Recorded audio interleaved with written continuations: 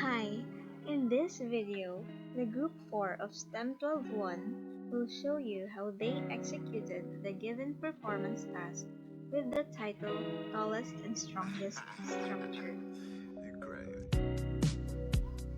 For the part 1, we had a meeting and discussed on what to do and equally divided the task to each member. Here's the list of our corresponding roles and contributions.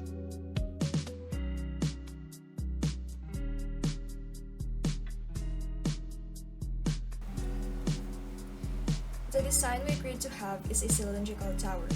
The cylinder acts to allow the tower to have the wind go around the building. The more narrow and slender the tower is at height, the better it is able to withstand the wind because less surface exists for the wind to act upon. We picked a design with a tube-style support which is implemented in buildings such as the World Trade Center, Sears Tower, and many newer structures. The majority of the supporting columns are moved to the perimeter of the tower instead of spread throughout. This allows open expanses of floor space on every floor. We picked a design with a tube-style support which is implemented in buildings such as the World Trade Center, Sears Tower, and many newer structures.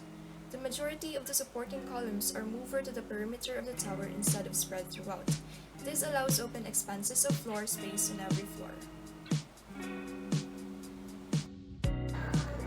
The strength of a building material can depend on how it is used. Pleating or rolling paper can increase its stiffness. By reshaping the flimsy flat sheets and by forming a wide base, we made the sheets of bond paper in this activity stand up and reach heights.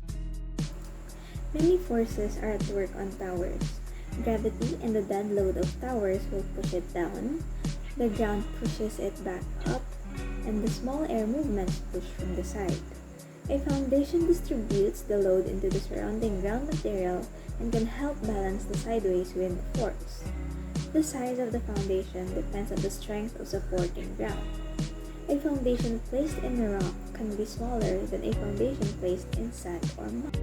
Materials.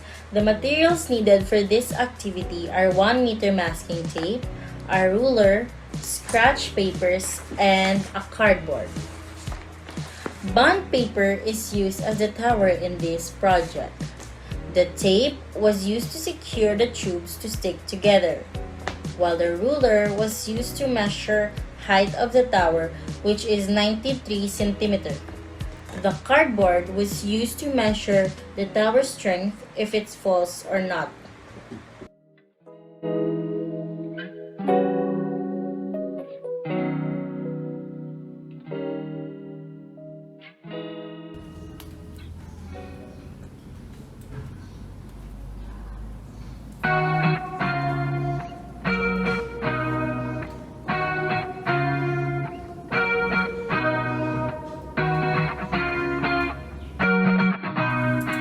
In building the tower, the first thing we did was to gather the materials needed. Then we rolled the paper and used the tape as an adhesive material. The next thing we did was to insert each tube from one end of the cylinder. After doing so, we measured the height of the paper tower. And lastly, we used the fan to see if the paper tower falls or not.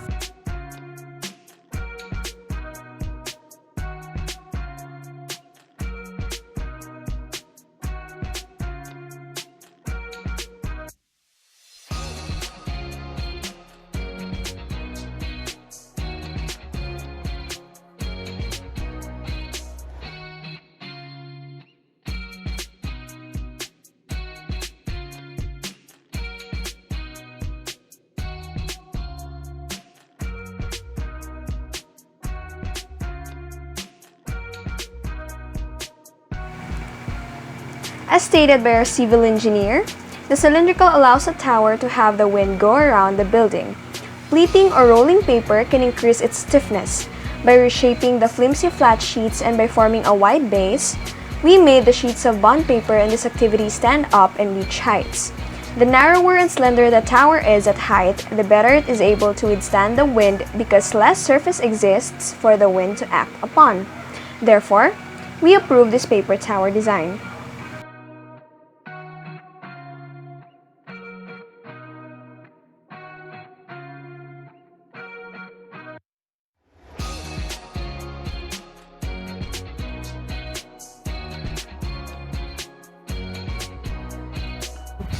Disaster and risk.